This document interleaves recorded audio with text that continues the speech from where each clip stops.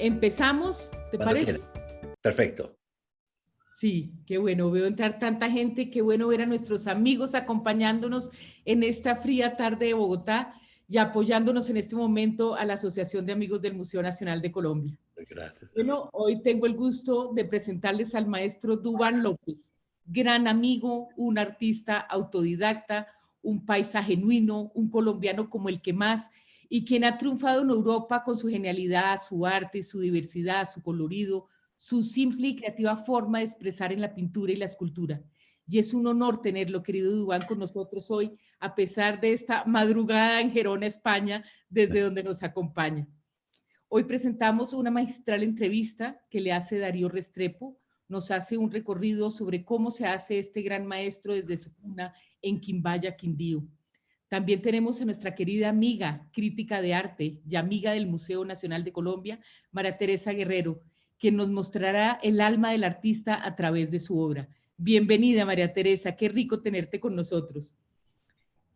Esta noche, como todas nuestras noches de charlas entre amigos, queremos recordarles que la Asociación de Amigos los necesita, que somos una entidad privada sin ánimo de lucro con una misión importantísima, apoyar al Museo Nacional y sus proyectos educativos y culturales, que tenemos una afiliación baratísima para poder ser amigos del Museo Nacional y que con estos recursos seguimos haciendo muchas actividades para conservar nuestro patrimonio. Bueno, bienvenidos todos. Queremos que en este espacio que ustedes descubran quién es este gran artista llamado Duván López. Bienvenidísimo, queridísimo Duván. Los dejo ahora en la entrevista con Darío Restrepo y nuestro maestro. Maestro Duván, me complace mucho estar en su compañía hoy y poder sostener esta conversación con usted, esta charla de amigos y de maestro y admirador que soy de usted y de su obra. Me pregunto, usted es de un pueblo muy pequeño de Colombia, de Quimbaya, Quindío. Sí. Un pueblo que puede ser muy bonito y puede tener gente muy buena, pero que no tiene un entorno cultural y artístico como para que de él nazca un artista de su categoría. Entonces me pregunto, ¿cómo nació? ¿Cómo nace al arte Duván viviendo en un entorno que no le aporta nada para llegar, para pensar en arte y para salir a la vida artística? Sí, bueno, es muy simpático porque, a ver, de alguna manera, Darío, yo pienso que yo nací pintor. Es decir, desde los 4 años yo estuve andando con un lápiz y dibujando y fui pintor siempre. Es cierto, yo también me he hecho la pregunta porque hace 60 años allí, pues no teníamos realmente nada. Había una gente muy pujante y hay muchos factores a que me ayudaron a salir adelante y a ser lo que yo soy. Porque yo considero, Darío, realmente que si yo no hubiera nacido en Quimbaya y no hubiera tenido el medio que tuve, la gente a mi alrededor, yo no sería la persona que soy en este momento. Entonces, no tenía información porque es real, mis primeros cuadros los vi a los 27 años. Es decir, allí no había nada, estábamos lejos de todo. Ir a Bogotá era una odisea y no se me olvida la primera exposición que vi, que fue la llevó el Banco de la República, que era la exposición del Museo de Lieja. Eso se me quedó a mí grabado porque, claro, yo ya pintaba, siempre había pintado, pero nunca había visto cuadros. Ahora, yo creo que esa falencia también me dio la oportunidad de generar mi propio trabajo a partir de la experimentación. Entonces, como yo soy autodidacta rotundo, es decir, yo nunca fui a la escuela, pude desarrollar un lenguaje muy personal. Entonces, creo que ese alejamiento me obligó a mí a la experimentación permanente, que es la que me da de alguna manera la fuerza para seguir trabajando como trabajo ahora. Pero ahora, también te quiero recalcar, había una gente maravillosa que con su cultura, con su bien vivir, con su estilo, formó el Duván que soy en este momento. O sea, usted me está diciendo varias cosas con su respuesta. Una, que el artista nace, no necesariamente se hace. O las dos cosas, nace, pero se hace también. Y otra cosa que le entiendo en su respuesta es que ese ambiente de donde usted es, donde nació, ¿es el ambiente que lo inspira? Sí, permanentemente, Darío. Es decir, yo tengo a Quimbaya y a Ajá. Colombia permanentemente en mi... Yo no sé si de alguna manera, pero he leído en muchos artistas que hablan de la formación primera, que es la que permanece. Cislo, por ejemplo, lo dice, Botero Sí. también lo dice, Picasso lo dijo, muchos lo dicen que son esos primeros años de vida donde se forma el perfil, donde se cincela lo que va a ser, lo que uno lo que uno produce después. Las mujeres, por ejemplo, que yo hago, son las mujeres que eran mis amigas de niño, porque Ajá. hay una anécdota, es que yo no tenía amigos pequeños, eran muy pocos, mis amigos eran todos señores y señoras, gente ya hecha, gente que me enseñó muchas cosas y Claro. que agradezco permanentemente. Entonces, esas mujeres que son como la dignidad puesta, que son como el señorío, como unas personas que son independientes de la manipulación del varón, porque eso es una matrona quindiana, están ahí. Entonces, yo considero que eso, en vez de ser una falencia, en mí fue como una plataforma para poder arribar a lo que yo soy en este momento. O sea, uno ve, por ejemplo, en Botero, los prostíbulos, las prostitutas, los mercados, los campesinos, el guitarrista, y eso es ese ambiente primero que él conoció y que lleva a su obra. En su caso, ¿cuáles son los personajes o los escenarios que representan ese ambiente que lo inspiró?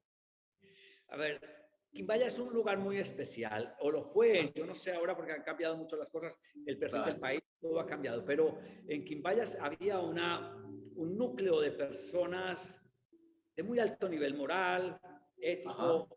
y la elegancia era una cosa muy general, muy, ¿cómo se llama? No era raro ir, por ejemplo, a ver el domingo por la tarde a salir a las niñas a la calle. Era todo un espectáculo porque esto era ver París y además las mujeres que yo he conocido en mi vida allí en el entorno son personas que podían estar en París perfectamente sin desentonar. Es decir, ha habido allí un montón de cosas que me formaron. Otra anécdota es que, por ejemplo, allí no había música culta, no había, pero yo tenía un amigo médico de la familia, el doctor Lopera, que me llevaba a oír música de él, porque yo, entre otras cosas, yo era como el niño del pueblo, a mí me prestaba mi mamá para todas las casas, seguro no me soportaba en su casa, pero yo era el niño de muchas casas y en esas casas, a mí me quiso mucha gente siempre. Yo soy muy afortunado porque genero eso en la gente. Y allí fue muy real. Entonces este señor me llevaba a su casa y me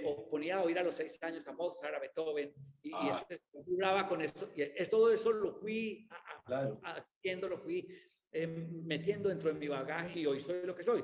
La biblioteca pública, por ejemplo, la biblioteca pública, yo me leí los libros de la biblioteca pública porque había una biblioteca pública que doña Nora Londoño había hecho y con Operación Papa, que era una gente que trabajaba por el bien del pueblo, que eran sociedades cívicas que ayudaban a que el pueblo mejorara, y esa biblioteca me formó a mí. Entonces, todas esas cosas están hoy en la obra y siguen estando en la obra. Ahora, yo de alguna manera no puedo negar que mi formación ha sido europea, que yo llevo 30 años por aquí dando vueltas, que ya he mezclado esas dos cosas y que he conseguido manteniendo ese aire de allá, porque yo sigo sosteniendo que yo soy de allá y mi formación y mi alma y todo esto, pues se ha pulido, ha venido aquí a mirar y a experimentar otras cosas y ha conjuntado todo eso y de alguna manera por eso puede ser que esto se ha convertido en un lenguaje universal que llega a muchas partes y contacta. Puede ser que eso local se haya refinado y ahora esté saliendo para que mucha gente lo pueda captar. En los personajes de su obra, uno ve muy a menudo collares, pulseras, pequeños frascos de perfume. ¿Eso corresponde a la realidad de la niñez de Duván en Quimbaya o Sí, corresponde, claro. o corresponde al adulto europeo? Claro, ahora no, hablando de eso, es decir, yo puedo hablar, es que mi historia es una historia de nombres, con personajes, con reales, es decir, Ajá.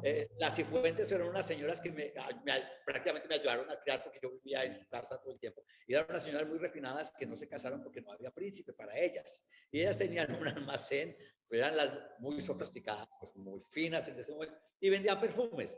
Entonces Ya. todo esto está ahí, por ejemplo, en el cuadro del perfume aparece esto.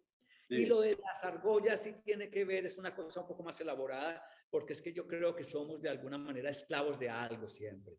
Entonces tienen colores. El color rojo, por ejemplo, es que la gente es esclava de la pasión, el amarillo, que es el Ajá. esclavo del dinero, incluso el blanco, que es el esclavo de la ternura. Es decir, no podemos concebir la libertad afuera de una cantidad de parámetros que nos están formateando. Entonces, eso tiene ¿cómo se llama? Parte de la búsqueda del ser humano es buscar esas liberaciones, pero yo las trabajo porque mi obra, usted lo sabe, no es solamente plástica, mi obra tiene una connotación de análisis de la realidad y de lo Así que es. es humano, que es mi pregunta permanente. Claro que yo quiero hablar de eso también más adelante, porque su obra no solamente es pictórica, también es literaria, tiene poesía maravillosa de la que quiero que hablemos más adelante. Pero entonces quiere decir que cada color que usted le aplica a cada adminículo de esos en sus personajes tiene un significado el color. Sí, a ver, hay una cosa, Darío, yo no soy naif en el sentido de que mi pintura es una pintura altamente pensada. Es decir, Sí. yo no, a pesar de lo gestual, de lo rápido de la ejecución, soy muy consciente de mi responsabilidad como artista y como ser humano de esta época para graficar lo que está pasando, lo que se está viviendo, lo que yo estoy percibiendo. Entonces, no es banal nada en mi obra, Darío. Mi obra está construida a partir de una búsqueda de conocimiento y de buscar la verdad. Yo he llegado a pensar que yo soy un pensador que pinta. Es decir, yo no creo que el arte sea solamente un espacio decorativo y un cuadro no sea más que una tela con colores. Yo tengo una visión muy distinta de mi responsabilidad como artista. Pero además tiene una visión social muy profunda que se ve en Sí, su yo obra. creo que si el arte, perdón, Darío, si el arte no genera conciencia y no genera humanidad, no tiene ningún significado. Es decir, la belleza por la belleza en sí misma, sin una connotación de búsqueda de dignidad, me parece vacía. Y si no la tiene al interior, eso aparece como decoración y cansa. ¿Qué cosas lo conmueven a usted, Duván, como ser humano? ¿Qué cosas lo trastornan y que lo obligan a llevarla también al lienzo? A ver, lo más importante para mí es la bondad. Ajá. Es la máxima expresión de un ser humano es la bondad. Y creo que ese es el camino que yo intento seguir y que me parece que necesita el mundo aprender. Y lo que me perturba profundamente es la injusticia. La injusticia me preocupa profundamente ¿cómo se llama? La violencia sobre el otro y esa incapacidad que tiene el ser humano de sentir sufrimiento y empatía cuando ve a otro ser sufrir. No lo entiendo. ¿Usted se considera un ser humano bueno? No sé, pero lo intento. Lo intento. ¿Y lo perturba mucho lo que está pasando, por ejemplo, en el país hoy? Uy, madre de Dios. Eso es, pues, ¿qué le digo yo? Es Darío, me colapsa. Es decir, estoy perfectamente en shock, intentando sobrellevarlo y pintando para votar esto y comunicándome, porque pues pienso que todos tenemos una responsabilidad que asumir en este momento desde cualquier ángulo para que el país sea lo que realmente es. Eso allá es un paraíso, Darío. Eso allá es una maravilla. Y no quieren que así sea. Hay una cantidad de factores que no quieren que eso progrese. El pueblo colombiano es una maravilla, pero lo han perturbado tanto que ahora lo quieren llevar a la extinción, que se extinga la dignidad, que se extinga la nobleza, que se extinga el honor, el orgullo. Y eso no es decir, el pueblo, Colombia tiene que recapacitar y reorientar todas esas fuerzas y dejar de despilfarrar esas vidas y de despilfarrar esos recursos humanos tan maravillosos que tenemos. De manera que yo en lo que pueda aporto. ¿Qué es lo que sabotea una geografía tan bella y un ser humano tan bueno como es el colombiano? Darío, yo creo que las estructuras políticas y mentales del país están caducas. Ajá. Yo creo que a Colombia le falta un relato unificador. El colombiano no puede seguir matándose con el colombiano, ¿a razón de qué? Es decir, el colombiano no puede seguir ofendiendo al otro colombiano porque el colombiano es pobre, ¿a razón de qué? Si es que, es decir, yo creo que la estructura mental y política del país todavía está en el siglo XVIII. Se cree que la gente son siervos y resulta de que no, son ciudadanos. Eso es lo que hizo Europa y por eso Europa funciona. Es decir, es absurdo seguir destruyendo esa cantidad de recurso humano, vital que hay, porque así Colombia seguirá siendo no de tercer, sino de quinto orden. Eso nos interesa a los colombianos. No, resulta que no, eso no puede seguir siendo así, porque nosotros tenemos con qué. Ese país tiene con qué llegar a ser una potencia mundial. Claro, pero Duván, esa narrativa que usted sueña, esa narrativa nueva que requiere el país, requiere primero cambiar la dirigencia política y la dirigencia empresarial que tenemos, la dirigencia que nos maneja, porque es que los líderes del país pues son los paradigmas, son los que dan el ejemplo. Y si nos estamos matando entre nosotros y si nos estamos insultando entre nosotros, es porque hay un paradigma equivocado que nos viene de la dirigencia. Sí, Darío, es que es un proceso como histórico en el cual lo viejo no quiere dejar pasar lo nuevo. Siempre es así. Pero es una tontería. Esas personas deberían de entender que eso ya pasó y que hay que proporcionar, pero para eso se necesita grandeza de alma. Se necesita visión de país. Se necesita evitar que el interés personal prime por encima del interés colectivo. Y eso se puede llegar a lograr. Porque lo que está pasando es espantoso. Pero hay un sueño. Ahora me acaba de llegar, por ejemplo, un video de los alumnos de Magma Club en la Universidad Nacional. Estos alumnos, a pesar de todo este descontrol, siguen estudiando piano, siguen tocando. Y eso da mucha alegría. Y hay un montón de gente, mejor dicho, es que si a estos muchachos no les tocara vivir esto, se les pudiera educar, el país sería distinto. Pero claro, no interesa. ¿A quién? Ya se sabe. Entonces, la idea es que estos muchachos lleguen a ocupar el lugar que les corresponde, porque ese es un lugar que por derecho propio tienen, ser ciudadanos en su propio país. Maestro, estuve leyendo Soliloquios, un libro que usted va a publicar dentro de poco, y me impresionó mucho el compromiso de cada poema suyo con esta realidad del mundo y de Colombia.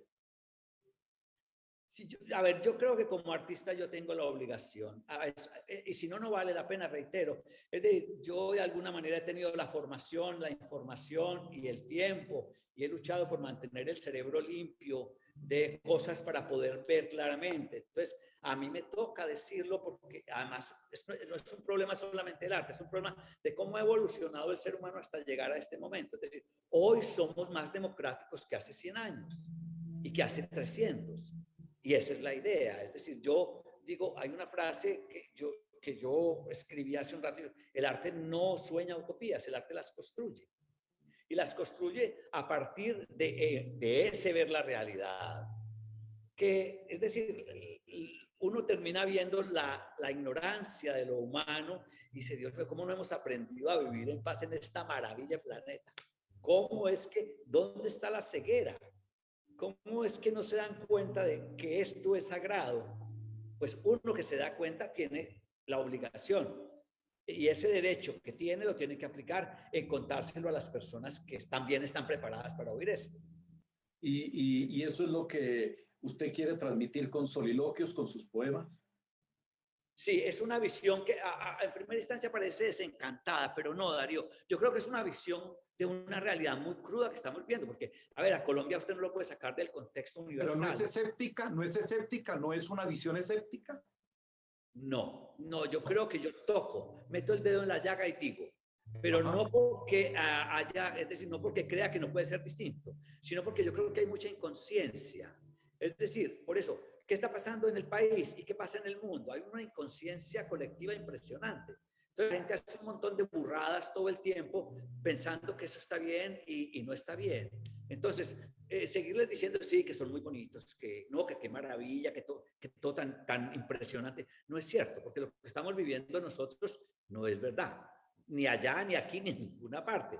Es decir, estamos en un momento muy oscuro, que precisamente el arte lo que hace es, de alguna manera, potenciar, mostrar eso y ayudar a que la gente vea que hay otras opciones, ¿no? Y que son reales, que no es un cuento de hadas, no, que es una vida que se puede asumir y que es cultura para la gente. Duván, usted es pintor, es escultor, es poeta, es ensayista. ¿Cómo hace uno para hacer tantas cosas a la vez? Para distribuir la inspiración en tantas formas. A ver, Darío, de alguna manera, sí, la vida me dotó de un talento que yo sé que está ahí y lo he usado. Lo he usado, soy una persona que no gasta energía en este momento en nada más que en su trabajo. Soy muy consciente del lugar que me dieron y de la obligación que tengo como ser humano. Entonces, yo he vivido toda la vida horizontal 4 o 5 horas en un sofá leyendo.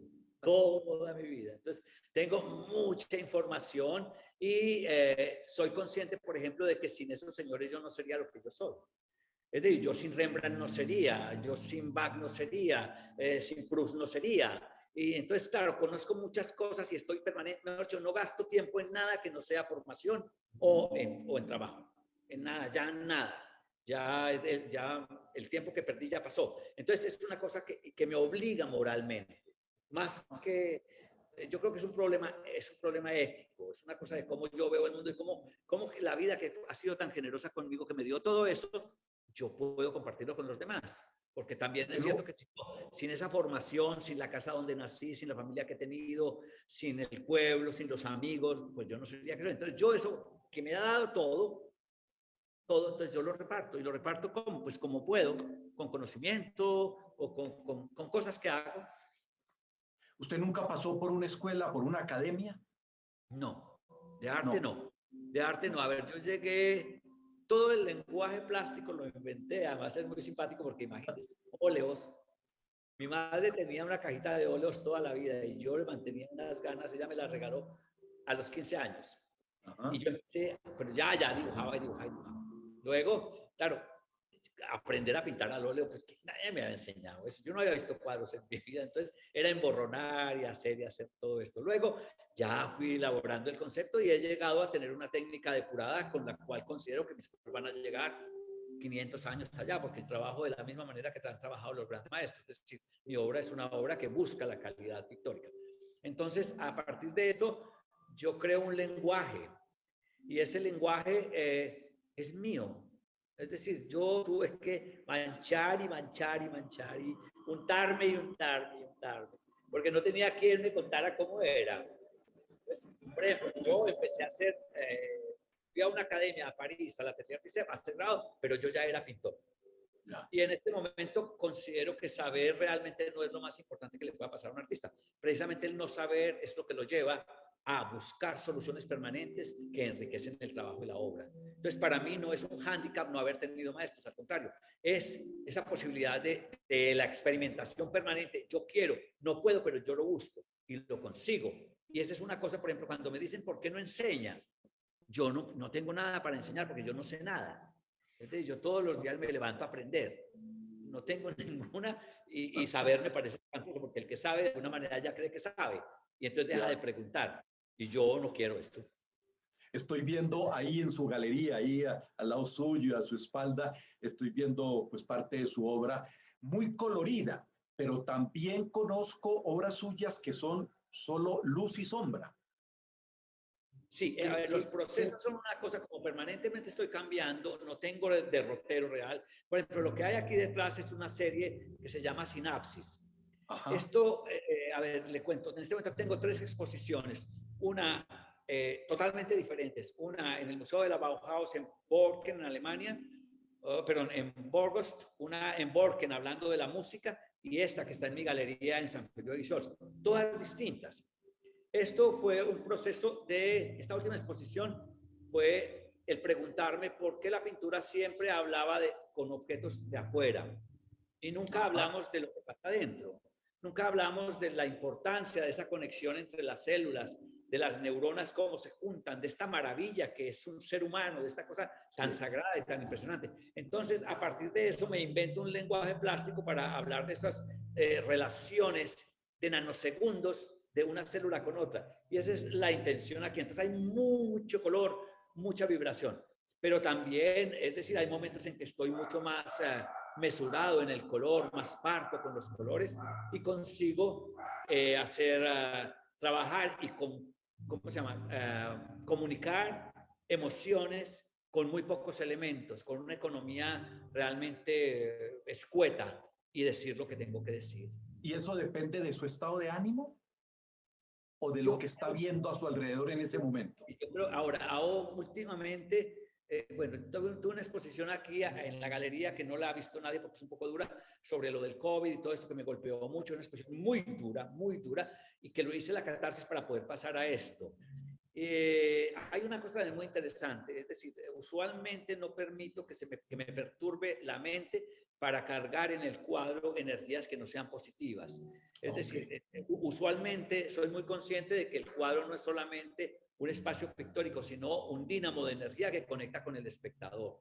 Entonces quiero dar eso y lo consigo. Hay momentos en que sí, son momentos puntuales en que la cosa es tan dura que tengo que reaccionar y decir. Y me sirve de catarsis porque yo considero que el arte es esto, el arte sana.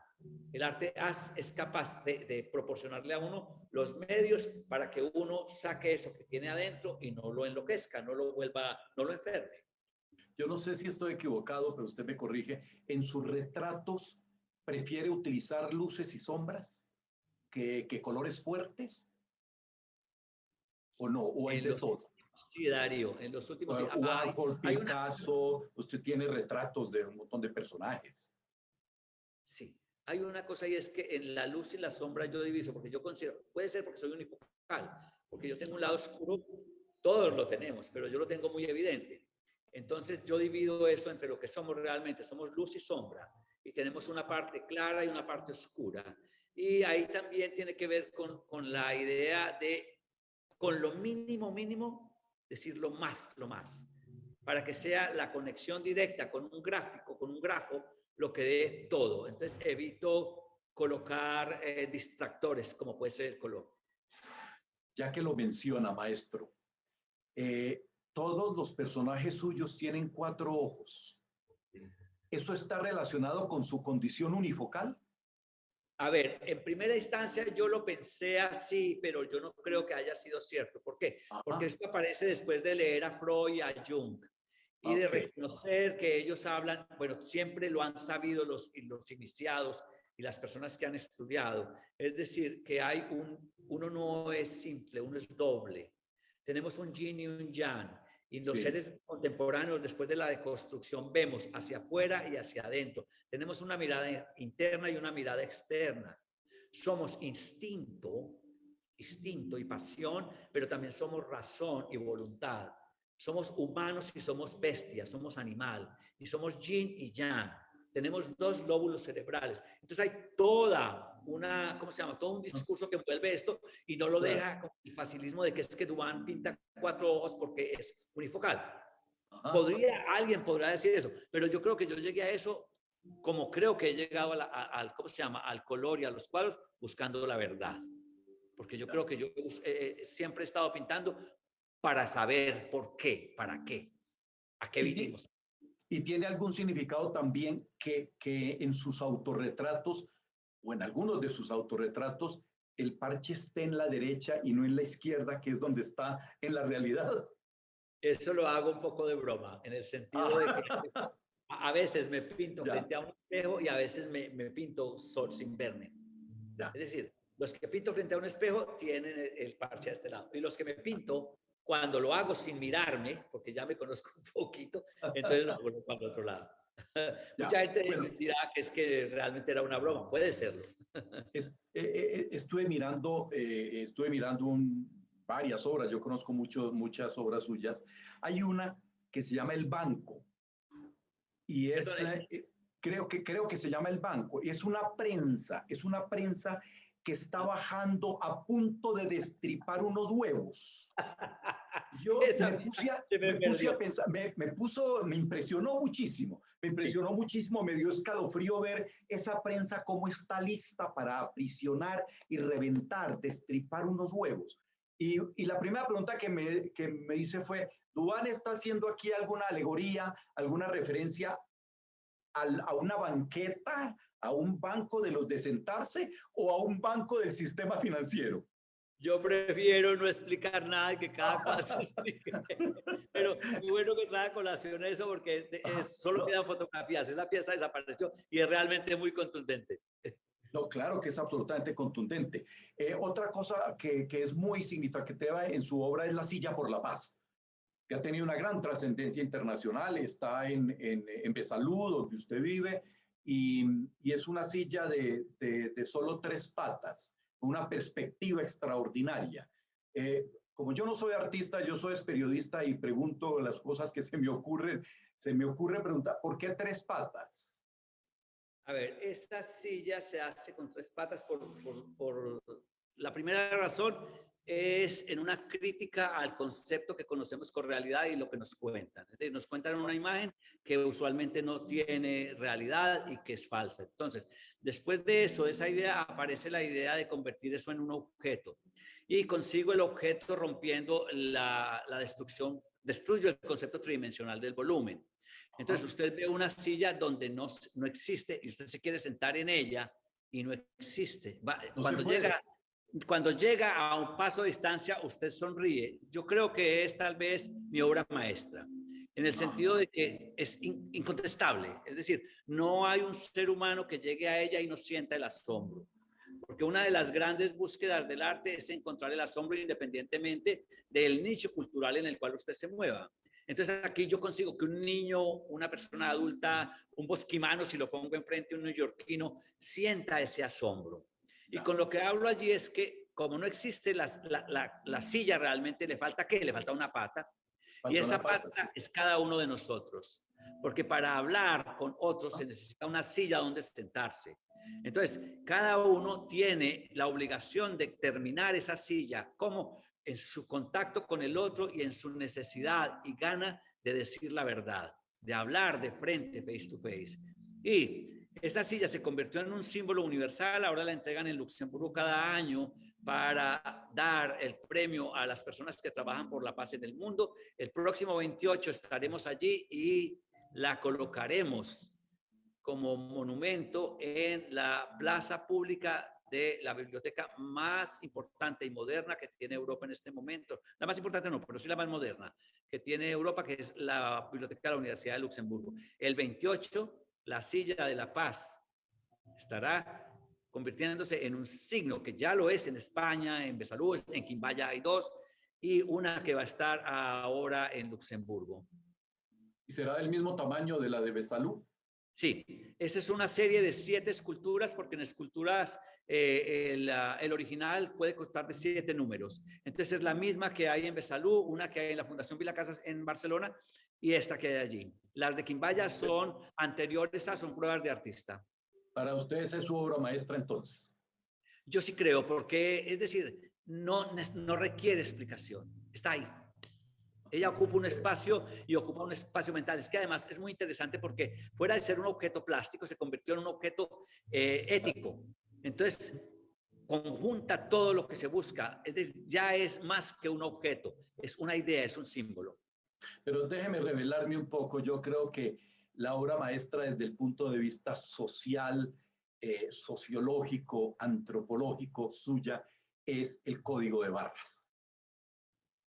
Es que usted me está llevando a cosas muy... Sí, sí. El Código de Barras es algo extraordinario. A mí me conmueve cada que la veo, porque me siento interpelado como ciudadano, como hombre, como ser humano. ¿Cuál es el significado del Código de Barras? ¿Qué lo llevó a usted a hacer esa obra? Darío, yo tengo un solo ojo, pero veo mucho. Entonces eso me ha llevado a mí al análisis permanente, es decir, estamos viviendo la cosificación total del ser humano, estamos viviendo la búsqueda del número para evitar la dignidad y para evitar el desarrollo del espíritu. Y yo, es decir, yo trabajo para que eso no se dé, como trabaja cualquier persona, desde cualquier ángulo, porque no tiene que ser artista, del panadero al policía o al que sea, que sea consciente de su dignidad, trabaja un poco para que eso no se dé. O sea, usted está diciendo con el código de barras que nos hemos convertido o estamos en el camino de convertirnos en unas cosas, en unos números, punto, un código Darío, y no más. es muy obvio lo que está pasando. Yo creo que la gente tendría que tomar conciencia y darse cuenta de que la cosa no está fácil. Es un nuevo cambio en el cual cosas muy oscuras están intentando evitar que el ser humano dé el paso evolutivo próximo, que es un paso hacia la democracia participativa y hacia la elaboración de un modelo de paz universal donde la gente pueda desarrollarse como ser humano. Ahora les quieren meter un chip para manejarlos, no sé de qué manera, y la gente está tan tranquila, pues yo creo que habría que cuestionarse eso. Duan, usted ha tenido mucho éxito en Corea. De hecho, ganó una bienal allá hace poco. Yo me pregunto, ¿qué tiene la obra de Duván que a los orientales les atrae? Sí, a ver, es muy interesante esa pregunta, Darío. ¿Sabe por qué? Porque ellos son muy distintos. Su arte son es diferentísimos, claro. Su arte es otra cosa. Eso es otro mundo. Pero yo creo que hay eso, lo que digo, de ser lo local. Y yo de alguna manera creo que, a ver, el niño mío no se ha muerto. A mí mi niño, como no me lo maltrataron, entonces mi niño está ahí y yo creo que yo me comunico con los seres humanos a partir de eso. Entonces, allí encontré una cantidad de gente que le encantó, volveré las veces que sea. No estoy allá ahora por el COVID y por todas estas cosas, pero sí realmente ahí sentí que mi trabajo era universal. Ahí me di cuenta de que no tenía barreras y de que una cosa fabricada por una persona nacida en Quimbaya, que ha dado vueltas por ahí y que llega a una cultura tan distinta como esa, porque en Latinoamérica bien vea que me vean, que la gente sepa que yo estoy, que pueda haber conexión, pero es que allí no hay conexión.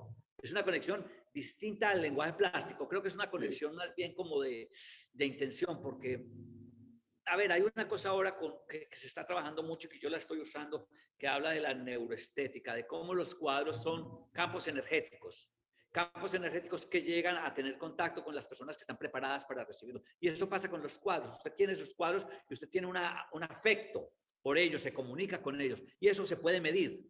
Eso ya hay cómo medirlo. Entonces, claro, eso yo creo que es una cosa que a mí me da ya la certeza de que lo que yo hago, y ahora acabo de hacer un experimento muy bello en Alemania, y es que colocamos un cuadro en una farmacia donde la gente va a comprar sus píldoras, sus drogas, para la salud. Sí. Y colocamos un cuadro en un lugar y la gente cambia su actitud cuando ve el cuadro. Entonces sonríe. Fue una experiencia muy bonita porque yo denominé ese experimento jugo de naranja. Son cuadros como zumos de naranja, que cuando usted los ve, usted se expande. Como hay otros cuadros que yo evito hacer, pero que alguna vez los hago, que en vez de usted abrirse, se cierra. Entonces, creo que ahí puede ser la cosa, que estoy contactando con el niño que hay en cada uno de los seres humanos. Ajá. Voy a terminar esta conversación, Duván, en el punto donde la empecé, para preguntarle qué lo influye a usted más hoy, ¿España o Quimbaya? Bueno, yo soy un quimbayuno europeizado. La verdad es que yo, es decir, sin vivir lo que vivo, sin estar aquí el tiempo que he tenido, yo no sería lo que soy. Entonces, tuve la fortuna de salir, tuve la fortuna de poder estar aquí y de haber encontrado ¿cómo se llama? La tierra fértil, porque sin la tierra fértil, sin los amigos, sin la gente que me ha proporcionado cobijo, que me ha querido mi trabajo, yo no hubiera podido llegar a ser lo que soy.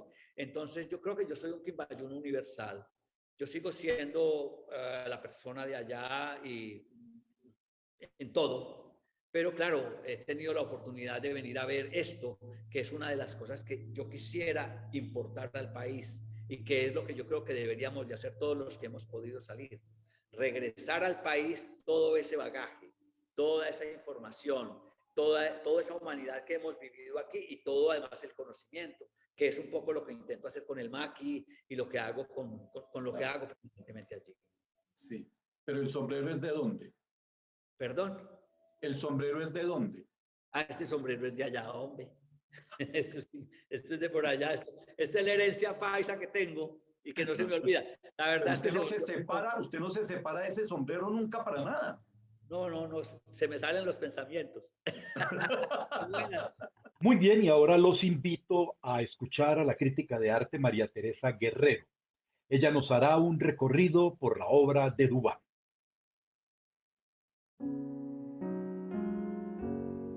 Yo creo que es muy importante hablar de la obra de Dubán.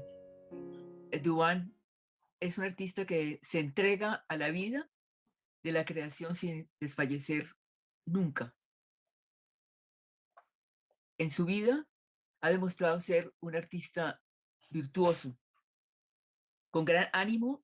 El gran ánimo lo acompaña siempre y lo lleva a situaciones recónditas, a encontrar mundos de gran vitalidad y gozo. Eso nos lo va demostrando a lo largo de su vida y de su arte. Es muy variado, muy prolífero y no descansa jamás. Lo acompaña un fuerte dolor y fuerza creativa. La evidente necesidad del arte es cada vez y será siempre un mundo que da una respuesta compensadora al gran sacrificio de la pérdida. Así lo expresa él, abro comillas. Yo sabía que la vida tenía que quitarme algo, de lo contrario, no hubiera me hubiera invadido la vanidad, cierro comillas. Es una declaración muy contundente, realmente es muy arriesgado y es muy entregado a lo que es la versatilidad. Son declaraciones que llevan la mayor expresión y gran fuerza de una pasión que el artista solo la sabe manejar en su creación. Ese deseo de hacerlo todos los días, incansablemente, renovarse permanentemente y proyectarse en una obra pictórica, plástica, de una variedad infinita en los materiales. En él, el arte existe y lo lleva a plenitud, desapareciendo la vida de los límites y llevarlo a su máxima expresión. Entabla conectores permanentes para fortalecer los lazos entre la verdad de un bien y el quehacer creativo. Es admirable. Es un artista digno de realmente de tenerlo presente. Los diversos medios no son ajenos a su voluntad de creación. Siempre se está renovando. Hace collage, lleva arte, pintura en la cerámica, el metacrilato, las obras de los caleidoscopios. Es muy variado. Cuenta con los materiales y formas de expresión. Siempre es una línea versátil, rica, muy ágil, vital. Es un gran pintor. Lo concreta con una gran rapidez y en un silencio absoluto. No hay nada que sobre ni que falte. Él sabe realmente mantener la exactitud y lo que es y lo que debe ser, lo concreto. Eso es el estilo de Dubán. Dubán se conoce por su gran estilo, que es siempre el mismo, pero variándose y acompañándose siempre en una agilidad absoluta. Su tema constante es la figura humana. Oscila entre la curva y la recta y es de una ágil interpretación en planos de color, diverso en su tratamiento sin repetirse. La mirada doble es una doble intención de dualidad. Se mira a sí mismo, a su interior. Son personajes vitales, incansables en su obra y su creación, siempre dispuesto a ser activo e incapaz de quedarse inmóvil. Su vida es tan activa que se preocupa por todo: la creación de nuevos espacios, nuevas propuestas, nuevos actos, nuevos museos, acciones sociales, y el otro está presente en su interés. Es una persona que se da al mundo, pero tiene también su riqueza interior. Su obra es un estudio de psicología humana y de infinidad de propuestas hasta llegar a la multiplicidad visual y compositiva. Así lo demuestra su obra de calidoscopios, los calidoscopios que son un tratado de un análisis del subconsciente, imposible de descifrar anteriormente. Su obra sana, su existencia abre la puerta a la felicidad. Los calidoscopios son un libro abierto, son su historia, recrea lo oculto y renace un nuevo orden en su estática con soluciones diversas en la composición. Es incansable, siempre se encuentra y nunca desfallece en su quehacer. Siempre es una persona feliz, alegre, activa, dispuesta a toda clase de proposiciones. Eso lo lleva a que su constante felicidad y búsqueda de la felicidad está en su quehacer artístico. Duan es una autodidacta. Ha buscado solucionar la obra a través de un recorrido y análisis de grandes maestros, inquietud que lo llevó hasta Besalú, donde encuentra el silencio, el ambiente necesario para lograr la paz interior. Allí, en esta ciudad medieval, detenida en el tiempo, es adoptado como un hijo y con su encanto y alegría y vibraciones, Duan se abre al mejor del campo artístico. Desde esta pequeñísima ciudad catalana extiende su campo de acción por gran parte de Europa, de Corea del Sur, de Latinoamérica, y lo lleva realmente a premios exitosos, como es el caso y el ejemplo de la Silla por la Paz. Es una historia humana, una historia al servicio del arte, y se abre a nuevos sentidos, y en esta obra él denomina la serie de los calidoscopios, se abre a otro mundo que abre los espacios a una versatilidad que es inigualable. Ese es Duan.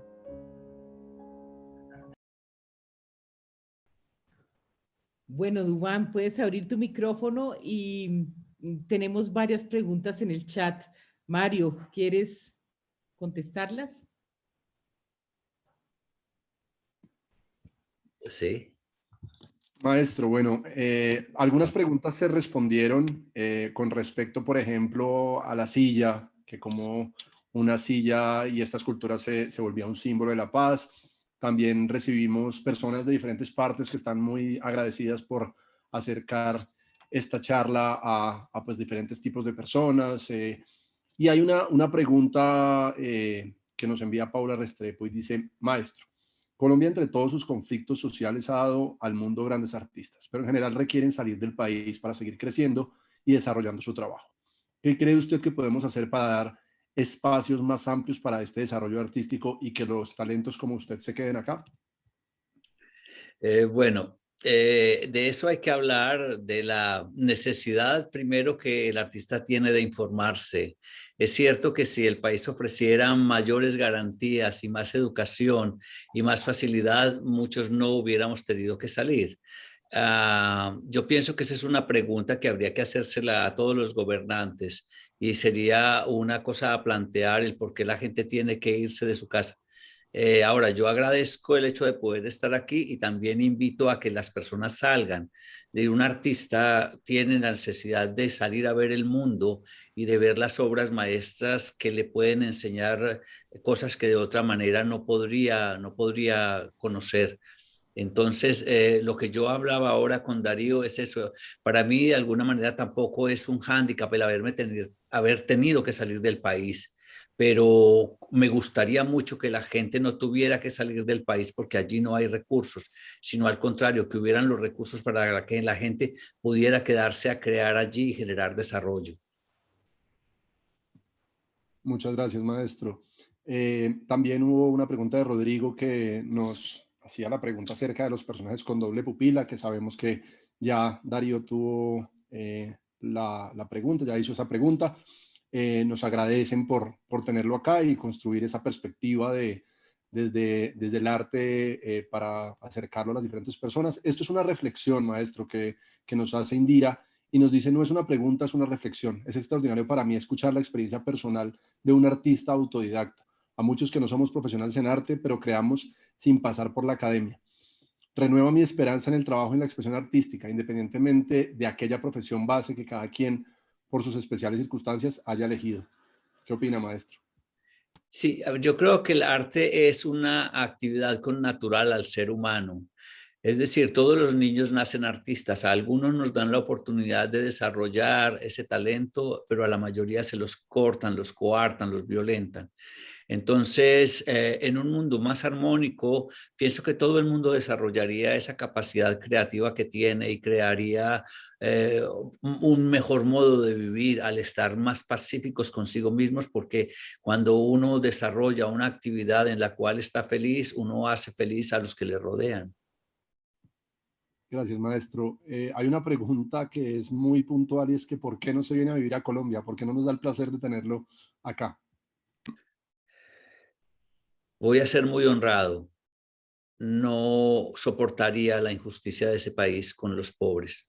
No soportaría la violación ni la falta de cultura que tiene a la gente. Es decir, el país en sí mismo tiene muchos problemas de desarrollo y pienso que no sería útil, que prefiero estar afuera ayudando desde aquí y colaborando desde aquí en los proyectos que asumo, que vivir allí. Pienso que aquí encontré un lugar donde la democracia me permite vivir en paz y poder desarrollar mi trabajo, que cosas que sueño para Colombia también. Me encantaría que hubiera mucha más posibilidad de que las personas se desarrollaran allí, porque reitero, es decir, la pérdida de energía, de potencia, de economía y de futuro que hay allí, precisamente porque no se han solucionado esas bases de democracia, no me permitirían vivir en paz realmente. Maestro, ya casi para terminar algunas de las preguntas que tenemos acá, Ana Carolina nos pregunta que, pues de todas las diferentes técnicas que usa y que usted aborda, escultura, móviles, pintura, ¿con cuál es la que más le gusta y con cuál se siente más cómodo? No, yo estoy muy contento siempre creando, es decir, no prefiero realmente ninguna, soy muy versátil y el hecho de tener esa libertad de crear me lleva a estar experimentando con nuevas cosas, porque yo considero en mi trabajo, la experimentación como base primordial en el desarrollo de lo que es la obra que quiero dejar. Yo intento no tener fórmulas y no parametrarme, porque eso me obliga a estar muy atento, a tener muy abiertos los ojos y la percepción para estar innovando, porque el primer asombrado quiero que sea yo. Es decir, si yo no me asombro permanentemente, la obra puede aparecer cansada. Yo estoy permanentemente investigando y en todo para mí es un objeto de creación y me da la posibilidad de crear cosas nuevas, cualquier cosa que encuentro. Maestro, una reflexión también con respecto a la influencia de Picasso en su vida. ¿Cómo podemos explicar esta relación tan directa que se tiene con la obra? A ver, yo pienso que hay una cosa. Picasso es el fantasma del siglo XX y está en todas partes y la mayoría de las personas no alcanza a ver que Picasso lo que hizo fue de alguna manera coger un montón de información que está en el mundo. Es decir, Picasso bebe de muchas fuentes, lo mismo que hago yo. Es cierto que en los comienzos él era el paradigma y claro, era el maestro a emular. Y es parte de mi formación, pero en mi obra los analistas tienen que ver y los que ya estudian esto saben que ahí están los egipcios, los quimbayas, que está Velázquez, que está Rubens, que están todos, porque yo lo que al vivir en el siglo XX, XXI, soy un heredero de todas estas fuerzas, de todos estos, digamos, héroes o personas que trabajaron en el pensamiento, porque también mi obra no es solamente pictórica, es decir, yo estoy muy influenciado por la literatura y por la poesía, por la filosofía. Entonces, Picasso está como en todas partes, pero yo creo que yo hace mucho rato lo rebasé y estoy muy contento de eso porque precisamente yo creo que el alumno debe de superar al maestro y es lo que yo pienso que he logrado no superarlo en el sentido de que a un gran artista como él se le pueda superar, sino que he logrado hacer mi camino partiendo de hombros como los de él y los otros creadores para llegar a hacer lo que hace Duan en este momento, que tiene que ver, es cierto, con toda la historia del arte universal, porque una visión de mi obra tiene que ver con un análisis de todo lo que consideramos como historia del arte universal, porque yo trabajo sobre, de alguna manera siempre, yo estoy sobre las espaldas de gigantes, pero estoy creando un camino nuevo con ese mismo intención y reconociendo esos lenguajes que ya fueron dichos y anexando el mío, que es el que espero que sea mío y que aporte a los demás. Maestro, y es básicamente el enfoque de estas charlas entre amigos es que conozcamos estos puntos de vista, que analicemos a profundidad el arte. Por último, una pregunta y es ¿cuál considera de Marcos Solano, cuál considera que es su legado para el arte? A ver, yo pienso que si yo puedo dejarle al mundo una obra que incite a los demás a ser más humanos, yo ya estaría feliz. Yo no sé si mi obra trascenderá como algo importante para la historia universal del arte, pero realmente no me importa. Es decir, yo lo que estoy haciendo es teniendo un contacto directo con las personas hoy por hoy y dejando lo poco que puedo alrededor mío. Y tengo ese contacto con esos seres y los veo felices cuando tienen mis cosas. Los veo que vale la pena, que se esfuerzan por obtener un cuadro mío que ya no, realmente no es muy barato en el mercado, que cuando yo aparezco a ellos les gusta que yo les diga cosas, que comente. Eso a mí me da la certeza de que independientemente de que esto vaya más allá, yo estoy haciendo una misión en la tierra que es la que quiero, que es repartir un poco de alegría al mundo. Maestro, muchísimas gracias. Creo que vamos a continuar con nuestra charla, con algunas reflexiones que tenemos de otros invitados. Importantísimo, les quiero mencionar, el maestro generosamente nos va a dar una sorpresa al final de la charla. Va a hacer una pregunta de todo lo que ha salido, de todas las diferentes fuentes de información. Y nos va a dar un regalo. Infortunadamente yo estoy fuera de concurso, pero los invitamos a que estén muy pendientes y que se queden hasta el final para recibir esta sorpresa. Continuamos.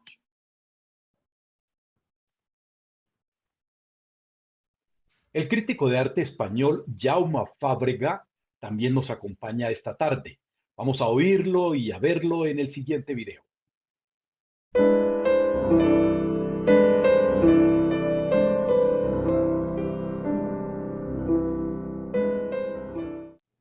Hablar de Dubán es un orgullo para mí, porque en la hora actual encontrar grandes artistas, y este es de los grandes, es cada vez más difícil.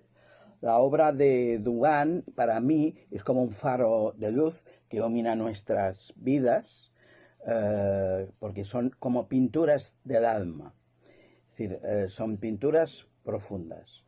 A pesar de una aparente ligereza y frescor, en realidad es una obra profunda, muy evocadora y que deja un pósito en nosotros de gran pintura, bien hecha.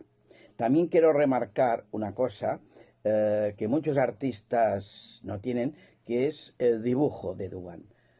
Tiene un dibujo prodigioso, con pocos trazos, a veces con escasos colores, a veces en blanco y negro, consigue plasmar sus ideas a través de personajes únicos, personajes en conversación, aparte de que Dubán, como sabemos, es capaz también de hacer objetos, esculturas, trabajar con telas. Es decir, que la obra de Dubán es realmente una de las más sugestivas que hay en este momento.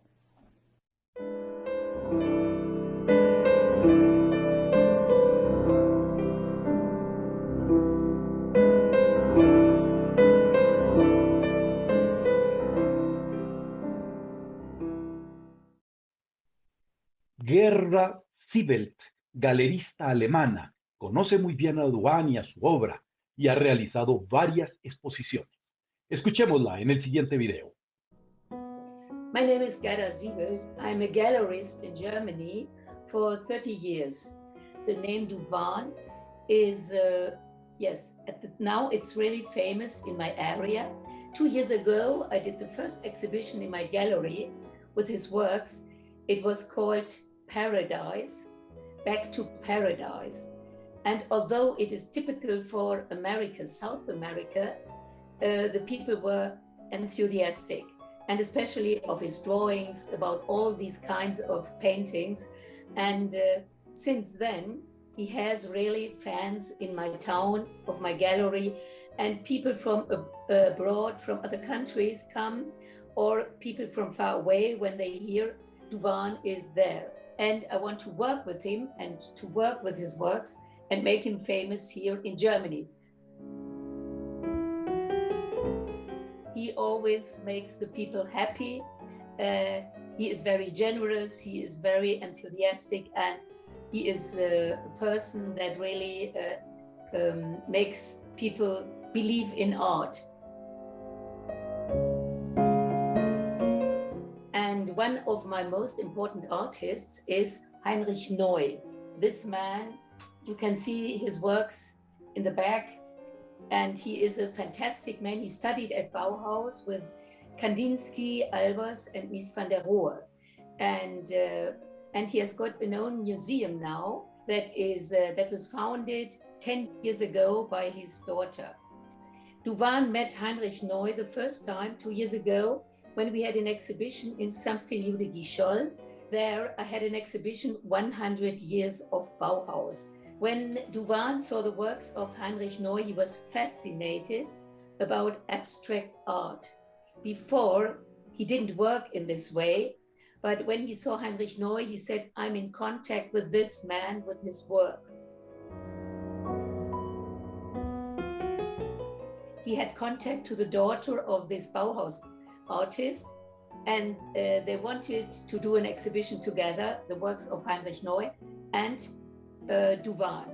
And he had many ideas what to do to have new material to demonstrate the work of Bauhaus in a new way. And that was, he had visions about it. And we opened 1 month ago the exhibition at Bauhaus. The works in the Bauhaus Museum, they represent a new way of design, of architecture, of mobiles that go around, and that is incredible that Bauhaus, after 100 years, becomes modern, becomes again interesting to everybody. And next to the paper works of Heinrich Neu, his acrylic works are the same idea, but in a very new kind of way demonstrated. He also did the alphabet. The Bauhaus people invented a new kind of typography, and he invented another one. He made them very clear, but his way to express the letters is unique. At the same time, Duván painted music, and that was the third exhibition within 2 years, the first time of my life that I did 3 exhibitions of the same artist, one behind the other, and the people again were happy, fascinated about his wonderful work. And he paints music. That is really true. When you look at the paintings or at the drawings, you feel the music, you see the music. So after Heinrich Neu, I got another artist, international artist, who is excellent and has got supporters and collectors in a very, very short time. So I think the future is Bauhaus and Duván.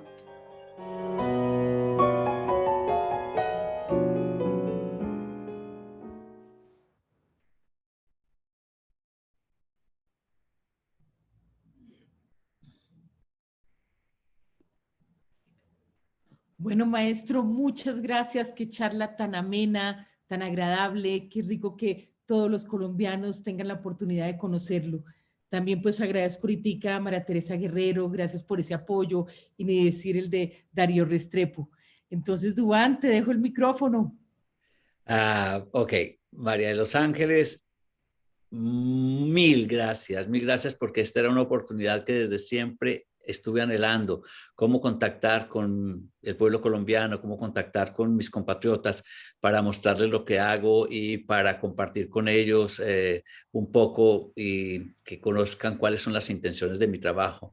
Quiero agradecerle a todos los que hicieron posible esto, a Alberto Canal, sin el cual esto no hubiera sido posible, a Ralph, que estuvo detrás de los videos, a Salvador, que nos ayudó con las fotografías, a María Teresa y a Darío, a Jauma y a Gerda. Y realmente si esto sirve para algo más que simplemente para verlo y que esto genere más cosas en las personas, más intenciones y deseos de hacer un mejor país, estoy feliz. El trabajo que ustedes hacen desde el museo realmente es maravilloso porque ustedes están logrando lo que no se había logrado antes, y era hacer ese puente de nosotros, los creadores, con el pueblo colombiano. Mil gracias y bueno, mucha paz para todos.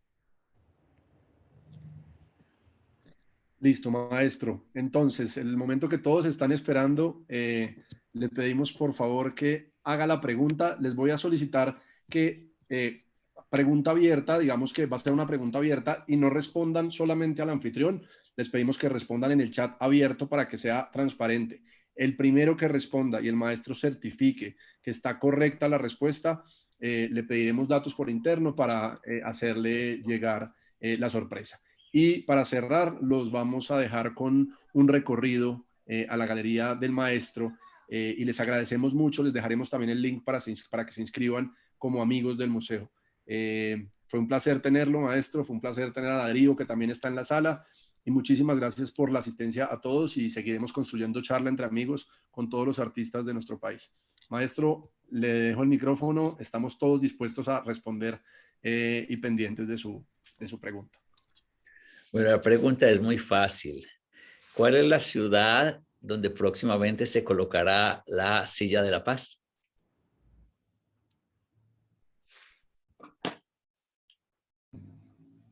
Ok. Qué bueno. Estuvieron muy pendientes, maestro. Sí. Muy pendientes. ¿Ya sabemos quién es la persona? Marcos Solano. Oh, my goodness. Qué bueno. Marcos Bueno. Entonces, esta obra viajará más o menos a mediados de julio, porque la vamos a producir aquí, la lleva un amigo que viene, y es una reproducción en lienzo del cuadro que ustedes ya conocen, con un certificado digital. Entonces, felicitaciones a don Marco y ya nos pondremos en contacto para entregarle la obra. Lo único que se respira es envidia, solo vemos palabras de envidia. Ya volveremos a tener más un día. Claro, sí, muchísimas gracias, los dejamos con el recorrido a la Galería Maestra.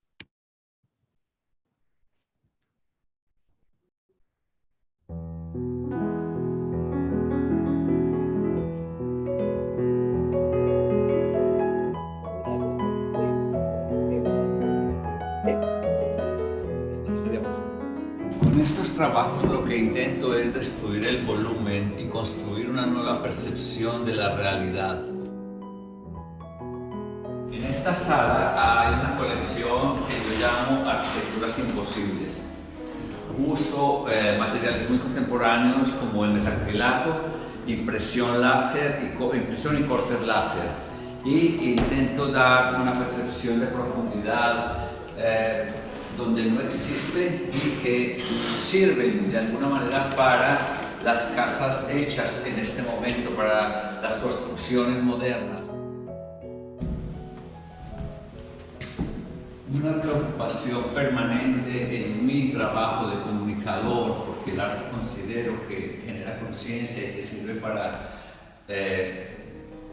elaborar conceptos que grafican la evolución del espíritu del hombre y que no es solamente un elemento decorativo, es el trabajo del vocabulario, el trabajo del lenguaje. Me me doy la libertad de inventar con las letras del abecedario un nuevo abecedario, un nuevo alfabeto, porque considero que hay que reinventar las palabras. Es decir, el ser humano está anclado en las palabras.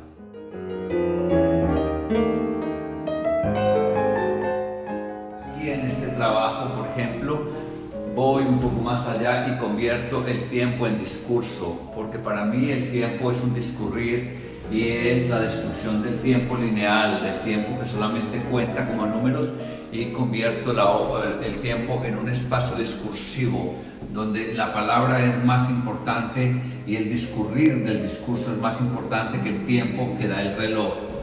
Con esta obra hablo de la problemática de estar encerrados en el discurso. Es decir, estamos marketeados prácticamente por unas palabras que ya no funcionan, que habría que cambiar, y que en el centro está uno de mis elementos claves, que es el por qué, el para qué, el cómo, el cuándo, el qué es esto, es decir, la pregunta.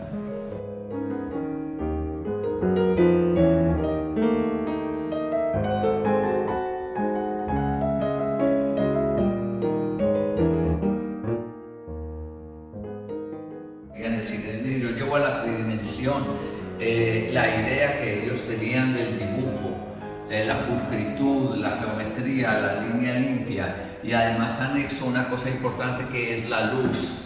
Es decir, estos objetos están hechos para que cambien permanentemente con la luz solar o con la luz artificial que sea que les toque.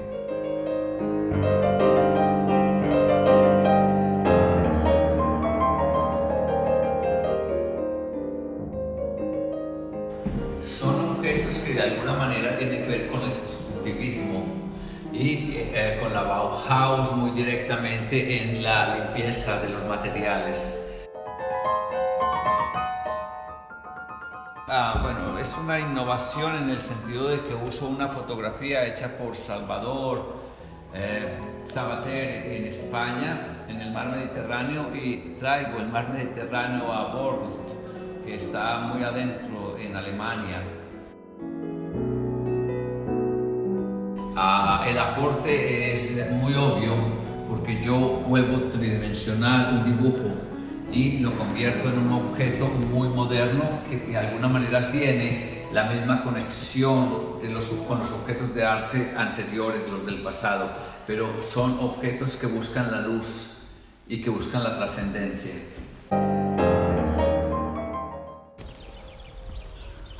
Y este es el jardín donde mis danzantes están en su estado natural y donde se encuentra la silla de la paz de color rojo, que ahora forma parte de la colección del museo. Muchas gracias.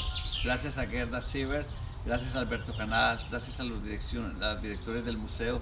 Estoy realmente muy agradecido y muy contento de estar compartiendo con ustedes esta visita a este museo, y los invito a ver la exposición. Gracias.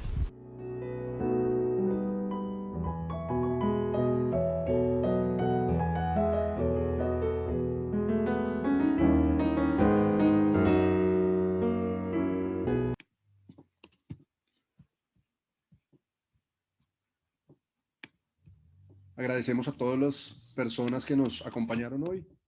Les vamos a dejar el link para que se inscriban y hagan parte de todo el movimiento cultural que está teniendo la Asociación de Amigos del Museo Nacional, con sus formatos, charla entre amigos, Zumbasta, Zumbasta Gallery y diferentes tipos de iniciativas. Maestro, muchas gracias y nos despedimos. Gracias a ustedes. Hasta luego. Hasta luego. Salió.